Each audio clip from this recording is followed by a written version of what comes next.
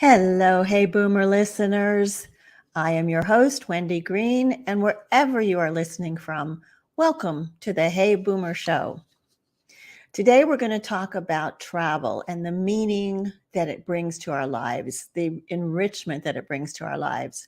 So I'm curious, why do you travel? I think some people travel because they want to relax and restore.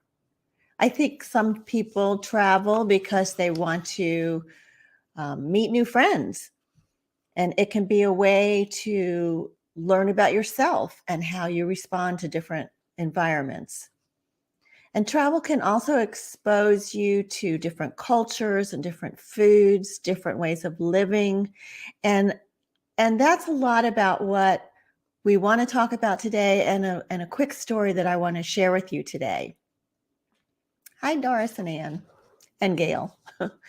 Um, so when I was 10 years old, my parents very bravely decided to take all three of us kids on an adventure trip to El Salvador and Guatemala.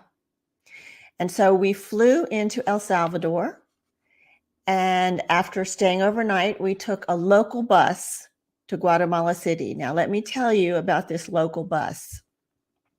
It was certainly not an air-conditioned bus. I mean, this was in the 60s in El Salvador. And many of the people on the bus were traveling with their chickens. So you can imagine three little children from Miami, Florida, looking at this whole strange environment of people with their chickens on this local bus. It was very interesting and unusual for us. We arrived in Guatemala City, and it was in a state of siege. So you got off the bus, and there were all of these military people with these submachine guns. And again, three little children from Miami, Florida, and we're like, wow. Like Dorothy said to Toto, we're not in Kansas anymore, Toto. The next day, we took another bus up to a volcanic lake called Lake Atalan. And as we drove up the mountain road, there were women with baskets of goods on their heads, just walking up this mountain road. It was amazing. And then when we got to Lake Atalan and we went to the local market, people in the villages were touching our hair because, these were Mayans and Inca Indians, and they were not used to blonde hair. So it was quite an experience for them to be exposed to us and for us to be exposed to them. And just that whole experience of being in another culture just completely opened my eyes to there's a world outside of these little communities that we live in, and going and experiencing them opens your insight and your empathy for different cultures. And we're going to talk more about that as we go. But I want to do my never too old stories, and these are going to be for Black History Month. So my first story is about Mae Jemison, and she was born in 1965, and she was the first African-American woman to travel to space. She joined NASA as an astronaut in 1987 and flew her first mission in 92 aboard the Space Shuttle Endeavour. She left NASA in 93, and since then, she's written a children's book. She's appeared on a Star Trek episode. She created an international space camp for students 12 to 16 years old called The Earth We Share. And she is currently leading the 100-Year Starship Project. She's 65.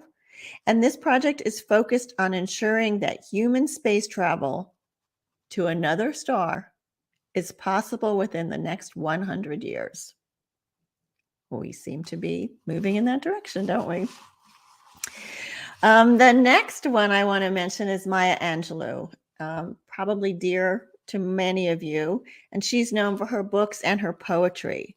Her first book, I Know Why the Caged Bird Sings, was published in 1969, and it tells the story of her own sexual assault as a child. and is credited with helping many sexual assault survivors tell their stories. Her last book, Mom and Me and Mom, published in 2013 when she was 87 years old. Maya Angelou read one of her spoken word poems at President Clinton's inauguration. And to honor her legacy, the U.S. Postal Service issued a stamp with her likeness in 2015. So you are never too old to continue to live a full life. With that, I want to bring on Talek so that we can talk about traveling and the meaning it brings to us. Hi, Talek. Hi there. How are you? Great. I'm so glad to have you on the show today. Thrilled to be here. Thanks. Let me tell a bit about you, okay? Sure. So Talek is an author, a digital content creator, and founder of the travel blog travelswithtalek.com. She is a passionate travel enthusiast and enjoys sharing her travel experiences with others. Talek's personal and professional background have led her to travel to over 110 countries. She has lived and worked throughout the world. She speaks several languages. She has an MBA and a master's degree in international relations from the University of Pennsylvania, and she lives with her husband in New York City and in Miami. In her blog, Talek shares information on unique destinations and provides actionable travel tips and advice to help travelers make the most of their travel.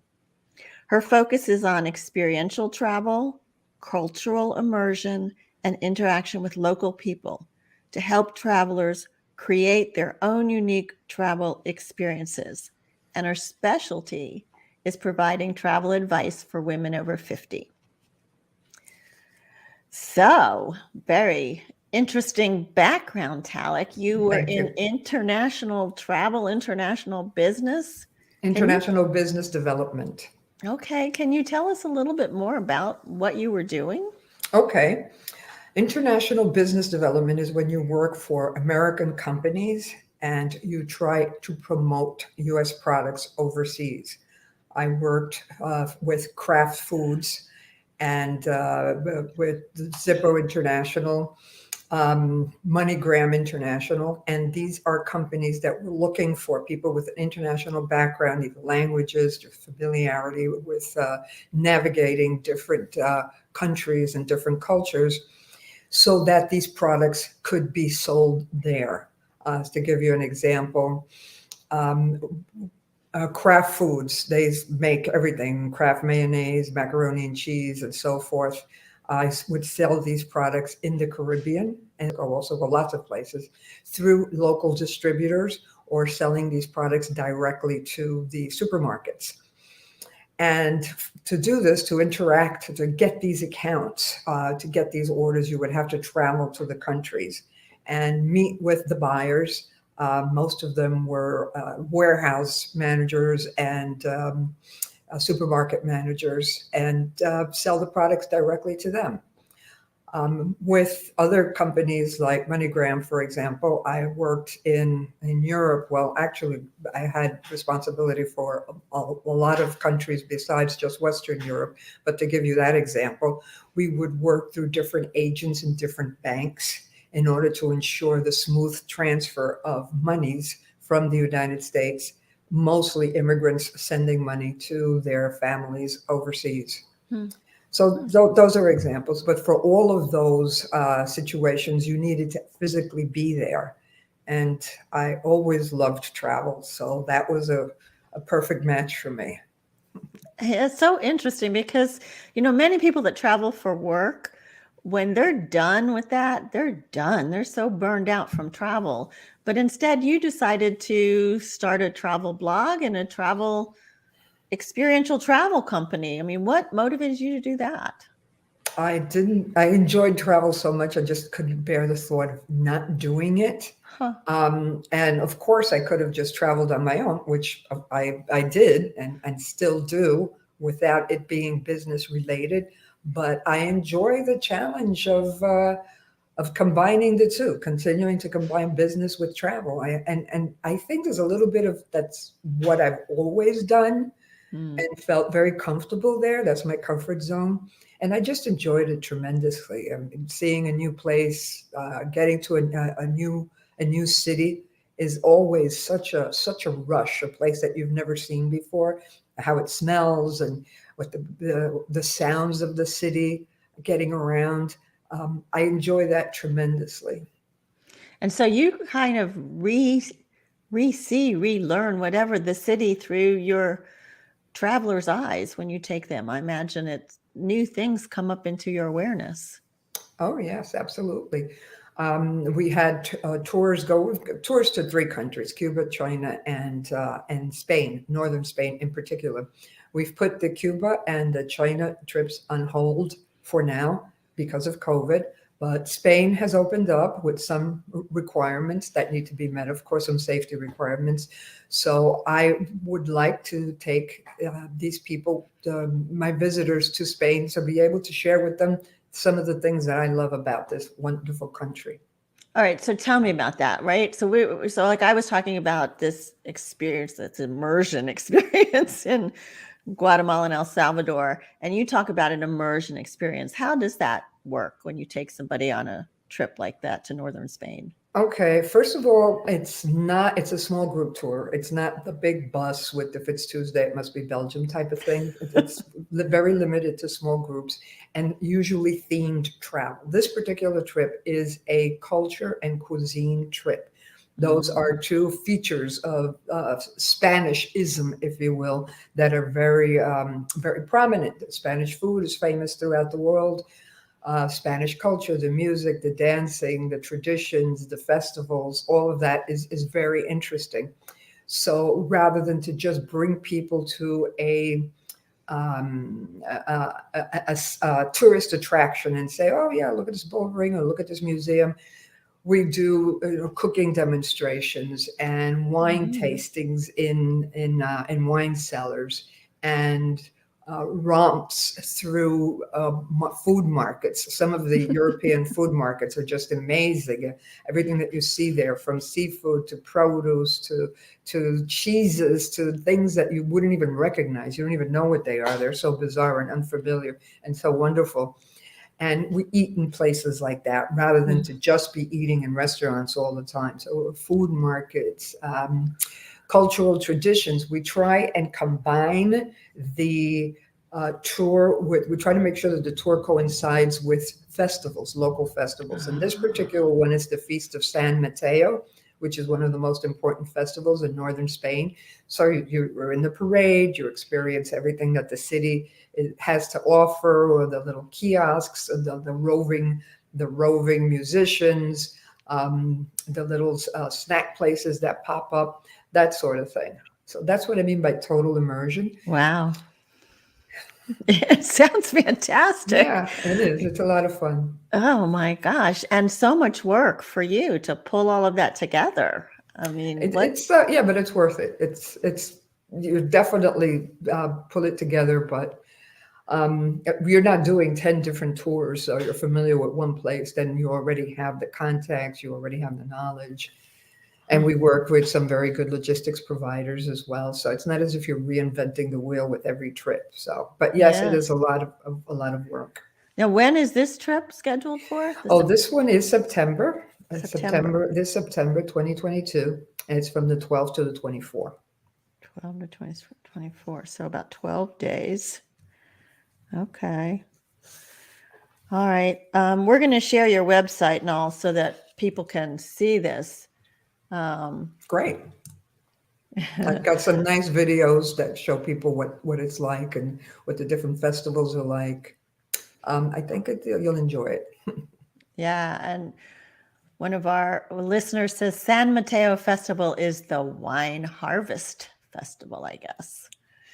So I don't know of that connection, but who knows? Maybe it is. Maybe there's another surprise there waiting for us. There you go.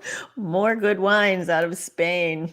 The specialty that we focus on with San Mateo Festival is the return of the people that emigrated from Spain to the Americas, and they return and they call it the Day of the Americas.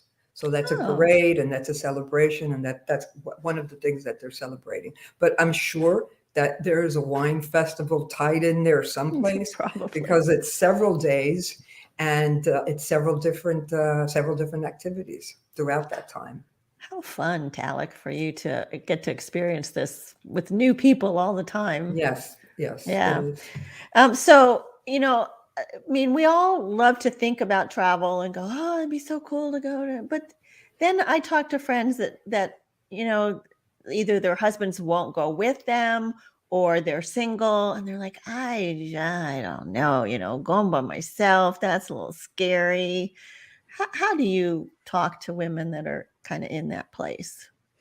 All right, that's a really good question. I think that that sort of preoccupation, that sort of hesitation, is not just women related. I mean, men have it too, and there's some people that simply don't enjoy travel, and that's fine as Right. well.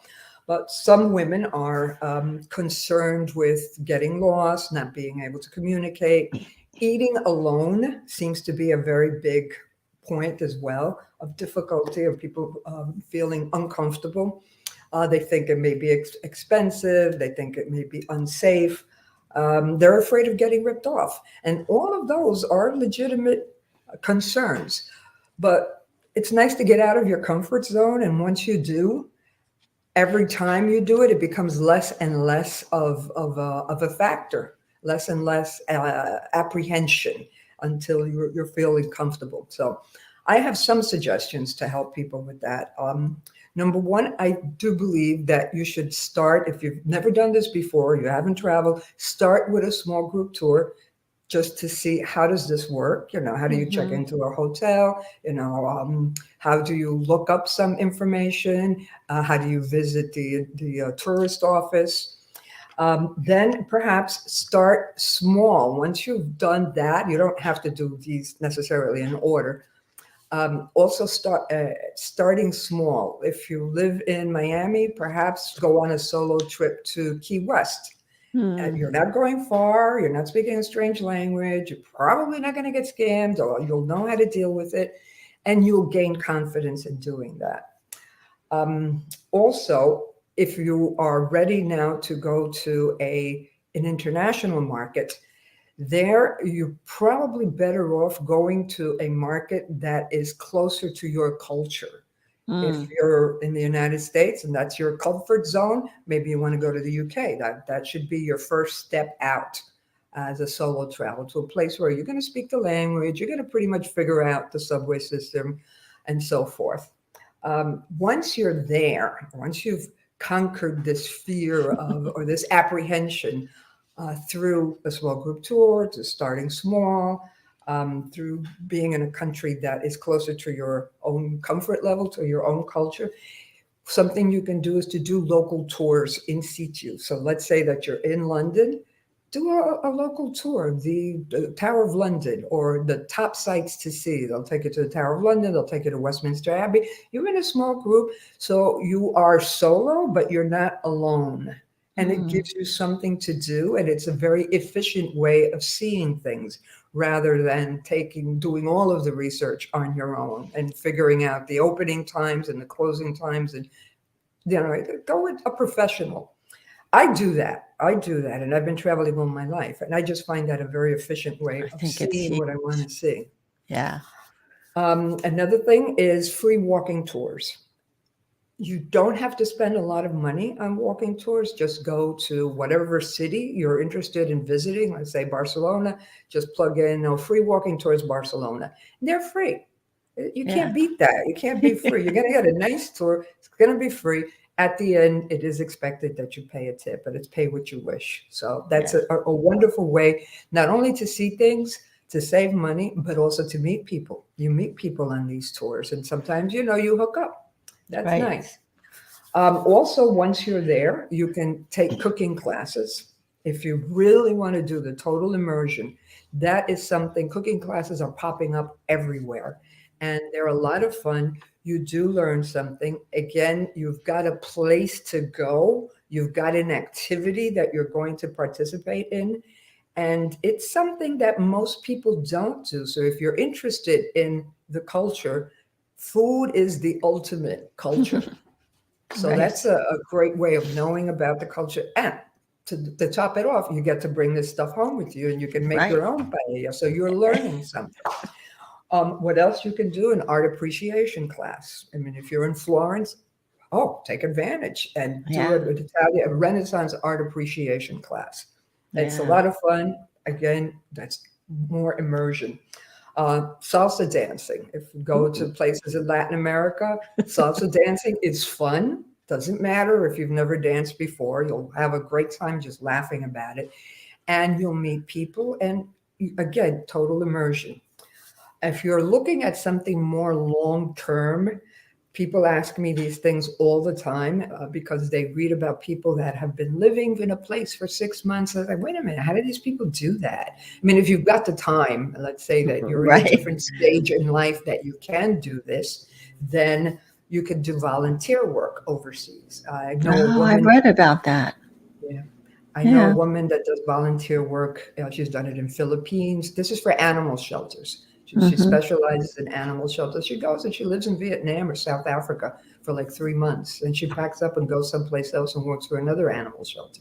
She's a real animal fanatic. Yeah. But other things you can do, such as house sitting.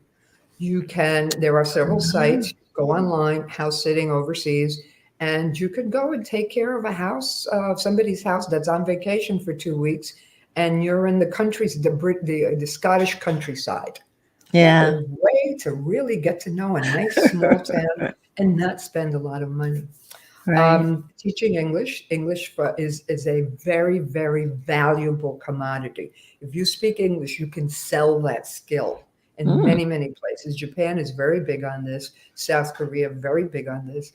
I know a woman that does tours to India, cracking India, and she was in Spain, and she went with a group that all you have to do is speak with these Spanish people in English, have conversations with them so that they get an ear for the language, and they're speaking with native speakers as opposed to just from books. And this Yeah. is like a week, so all expenses paid, room and board, Well, and all she has to do is talk. And she brought her husband along with her. So yeah. So that's lots of ideas for how women can, or men yes. can, face some of these fears. And I really like that idea of the going with a small group first, because it does take a tremendous amount of work to research a place and figure out where you're going to go and where you're going to stay and how long in each place, and you're with people when you're with a small group, so it gives you that sense of security that what some of the safety customs are, what streets to walk down and what streets not to walk down, and how to hail a cab, and maybe you should have the concierge get the cab. I mean, little tricks like that just help to keep you safe as well. Hmm. So I think going with a group, something like you do, is pretty important. And Um, something else as well. A few hotels are fine. And I mean, I love them.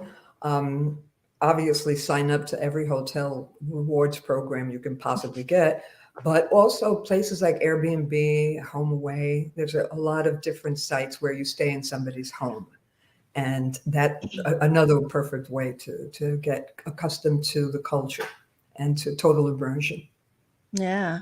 So, what do you think people get when they go on a tour with you, say, and they get to experience the parades and the cooking, and meeting some of the local people? You're not eating in the tourist restaurants and going to the tourist sites. What do you think that gives them as far as an insight? I think that there is such a thing, and people will debate this forever, as an explorer gene. Hmm. And people enjoy exploring. It must be, because how did people explore? How did people come from Europe to the Americas and explore the new world? Or how did people go from Asia to the Americas even before that? Or how are people trying to explore space? I mean, you mentioned that astronaut. That made me think of that. People are interested in the awe of wonder, and in seeing something completely new and completely different. Like, oh wow, look at how they eat, or look at how they do that, or oh wow, that dress is very beautiful. Oh, let me see what would look like on me, or the food, everything like that. To me, my answer to what that makes me feel is that travel makes me happy. It makes me feel good. It makes me feel good to see things, new things, and to interact with people, and to just have conversations with people that are as curious about you as you are about them. I think that would open people very much to different cultures. And I think that's important for everybody. I think that the more exposed you are to different cultures and different ways of life, that helps you to grow as an individual. That's the emotional aspect of travel. The practical aspect of travel is that I believe that it helps you hone skills that you use every day, such as planning, communication, prioritizing, learning, problem solving. How do you get from point A to point B in Madrid? That's a problem. You want to solve that problem. How do you communicate without speaking the language? Where do you go for information? I think not only does that help you get out of your comfort level, but it helps you improve skills that you use on a daily basis. Interesting. I hadn't thought of that. Yeah. So the countries that you were going to before COVID, China, Cuba, and northern Spain, Yes. all have very different. I mean, northern Spain, I think, and maybe I'm wrong, Talek, but I think the culture is probably closer to ours, certainly than China.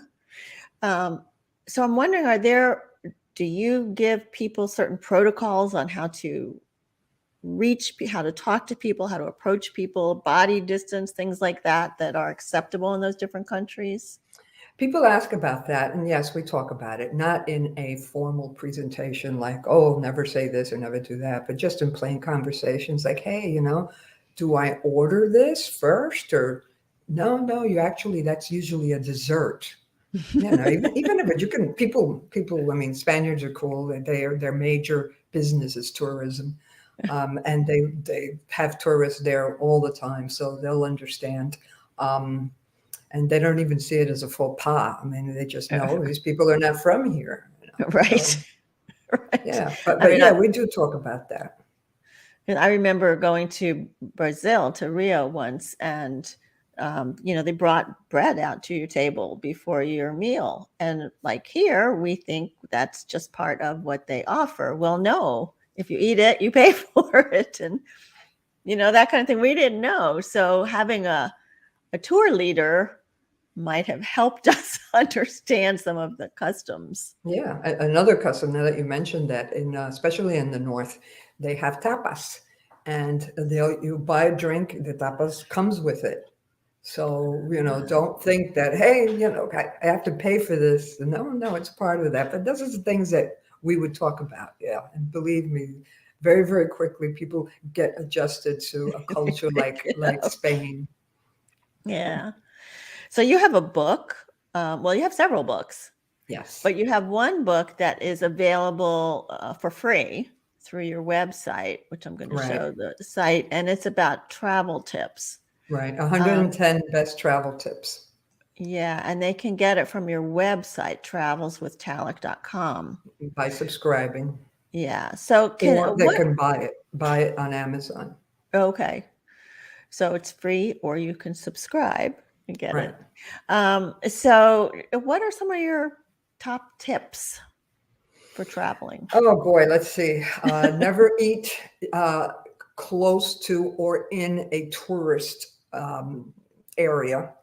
The food can tend to be not so good, not the best, and they're usually expensive. These restaurants in many tourist areas, they understand that if you're a tourist, you're never going to go. Chances are you're not going to return. So if they don't give you the best possible meal, so what? You're not going to. What are you going to complain in Minnesota? You know. So avoid that. Go a few blocks away. I usually use 5 blocks away, and then look for a restaurant where the locals are. Don't ask your hotel, if you're in a hotel, don't ask your hotel what they recommend, what restaurant they recommend. Ask the hotel clerk where she eats. Just reframe that question. Reframe the question, and you will 9 times out of 10 have an exceptional meal. An exceptional meal. And I think that they understand what it is that you're asking. That you're not asking for the tourist place, you're asking for the good food where the locals go, and that has to be a good restaurant because they depend on the local trade and they depend on these people coming back over and over again.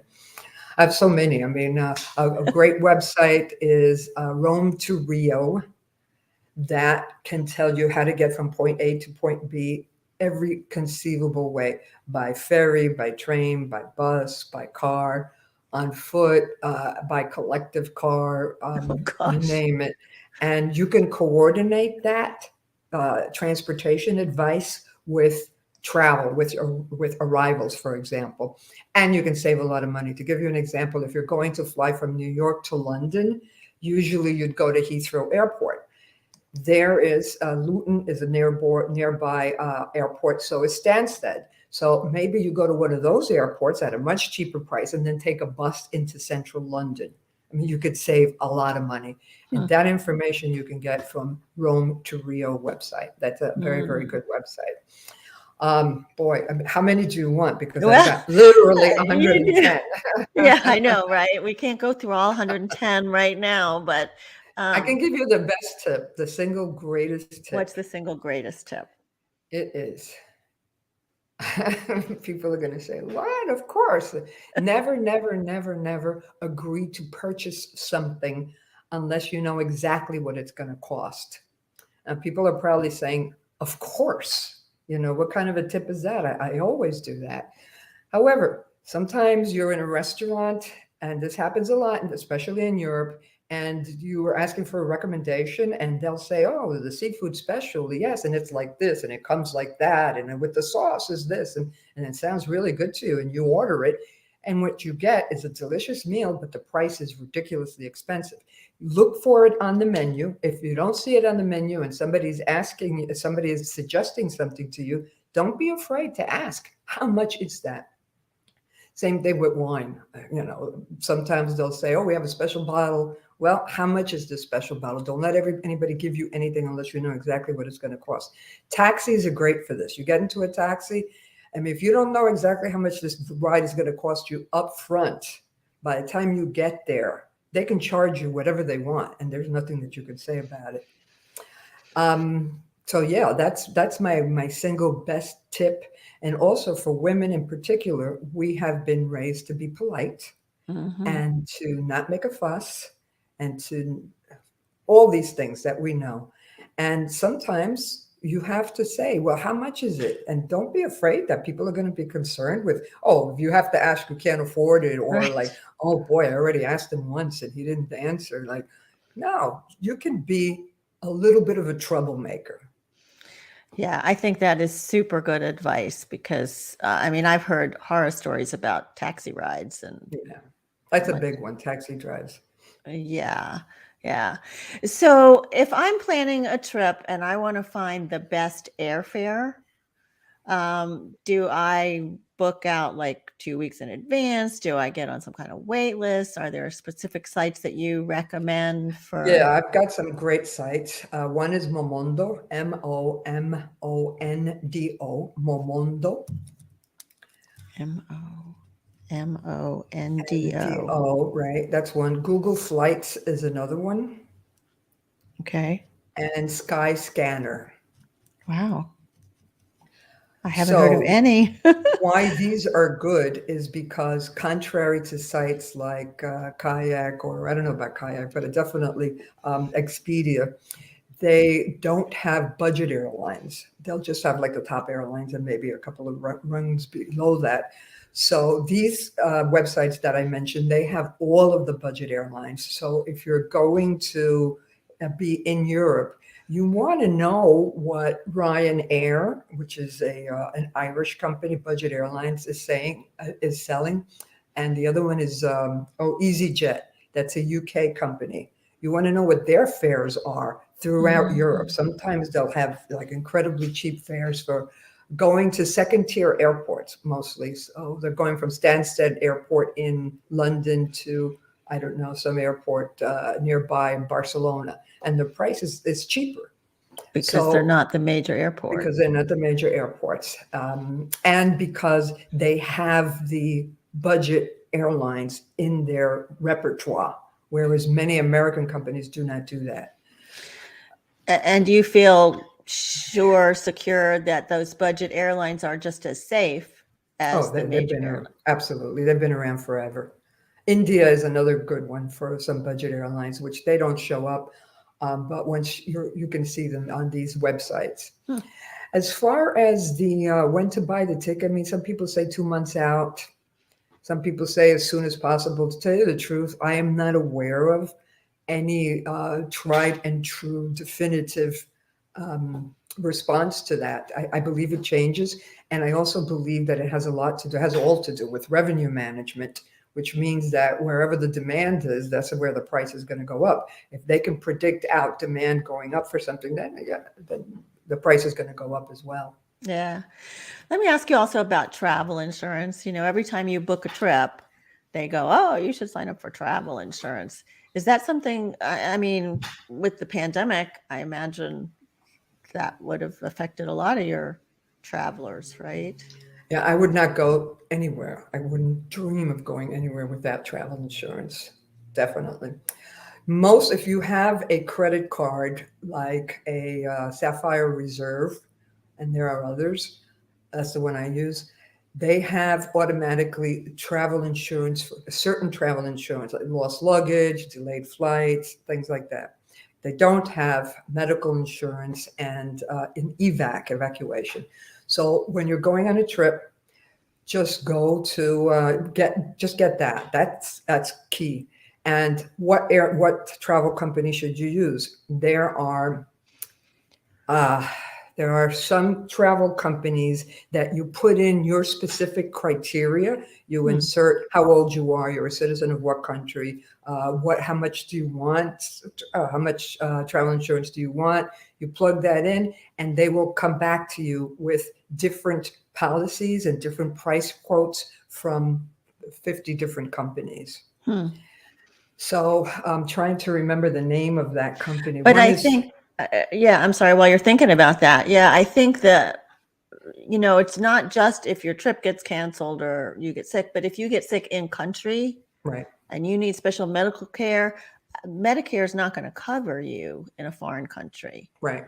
And you're not going to have coverage to be evacuated. So travel insurance, I think, is critical. I would agree with you on that one. Yeah. And I personally, I might not have done this when I was 20, but now that I'm not 20, right, exactly. I would I definitely buy evacuation insurance. You might never need it, but oh boy, the day that you do, you're on a jet back to a hospital where you feel comfortable. So, and it's not expensive. And a little bit of research will save you money, and it will give you a peace of mind that has no price. So yeah. I think one is travelinsurance.com is one of the companies. And the other one, I believe, is Square Mouth. Square Mouth. Yeah, Square Mouth. MOUTH. Okay. MOUTH. And the other one is insuremytrip.com. Okay. Those three companies will do all of the legwork for you and deliver these results for you. And you're talking about this specifically for international travel, for in country? No, you can. No. No, it's for travel in general. You put in whatever criteria is important to you. There's a form that you fill out. They ask you, where are you going? Are you going to Spain, or maybe you're going to California? That's going to be a different quote. So you put in your own specific criteria for that specific trip, and they'll spit back out at you all different options, and then you can make your decision based on that. Talek, this is the information that you've been sharing with us is just so valuable. I really appreciate it. One more question for you, though. You know Sure. that Hey Boomer is really all about inspiring people to live life to the fullest, to still be involved, to still be engaged. And I'm wondering if you have one or two tips that you would like to leave with the audience about how to do that through travel. Oh boy. Like I mentioned, if you're interested in long-term, take small group tours, number one. I mean, take a couple of them. I take a couple of them a year. You'll meet people. Join one of these groups for women over 50, different groups like that, travel groups. As I mentioned, if you're interested in long-term travel, try house sitting and volunteer work, or teaching English overseas. I mean, that will certainly keep you engaged. And if you love travel, then it's the perfect match for you, so that you can continue doing this, rather than to just go off on your own. Okay, I saw this, I saw that. I mean, Right. you're involved. You're involved. Yeah. House sitting sounds like that would be an interesting option. Yeah. So if you want to get Talek's book or learn more about this upcoming trip in September to northern Spain, go to her website, travelswithtalek.com. But there's two other places that you can follow her. She has a Facebook page that's called Travels with Talek. So just put that in the search bar and you will find her page. And she also has a group. Now, this one you have to get, asked to join. And I know it's hard to see, but it says over 50 women travelers, community and resource sharing.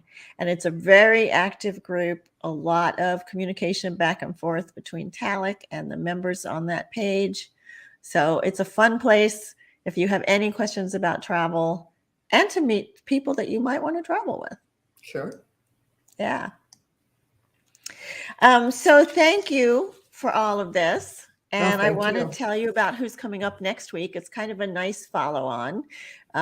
It's not just house sitting. These people have become expats. And what makes somebody decide to go live in another country after retirement?